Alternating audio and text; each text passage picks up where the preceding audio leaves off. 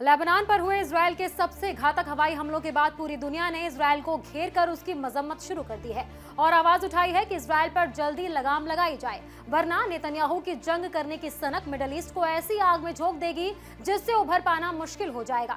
Israel के जुल्मों को लेकर ईरान, स्पेन समेत पूरे यूरोप ने लेबनान पर फौरन बमबारी रोकने की अपील की है। पूरी दुनिया की एक सुर में आवाज उठने के बाद इजरायली पीएम नेतन्याहू के पसीने बुरी तरह छूटने वाले हैं। लेबनान को सीज फायर से बाहर बताते हुए इजरायली फौज ने एक के बाद एक ऐसे हमले किए जिनकी गूंज सिर्फ लेबनान तक महदूद नहीं रही बल्कि पूरी दुनिया तक पहुंची। इजरायल के हमलों को हिजबुल्लाह ने इसे सीधा सीधा नरसंहार बताते हुए कहा कि ये हमले किसी फौजी टारगेट पर नहीं बल्कि आम आवाज पर किए गए हैं। बाजारों, दुकानों, रिहायशी इलाकों को उस वक्त निशाना बनाया गया जब वहाँ सबसे ज्यादा भीड़ मौजूद थी। हिजबुल्लाह ने साफ कर दिया कि इसका जवाब देना उनका हक भी है और फर्ज भी। इसी बीच ईरान की कुद्स फोर्स के कमांडर इस्माइल कानी ने बेहद कड़ा और सीधा पैगाम दिया है। उन्होंने लेबनानी रेसिस्टेंस की तारीफ करते हुए कहा कि उनकी जद्दोजहद ही जीत दिलाएगी, लेकिन साथ ही इजरायल को चेतावनी देते हुए साफ कहा, हत्यारे ज़ायोनी अपने हर गुनाह पर पछताएंगे और उन्हें सख्त सजा दी जाएगी। लेकिन मामला यहीं तक महदूद नहीं रहा। दुनिया के बड़े देश भी अब खुलकर इजरायल के खिलाफ बोलने लगे हैं।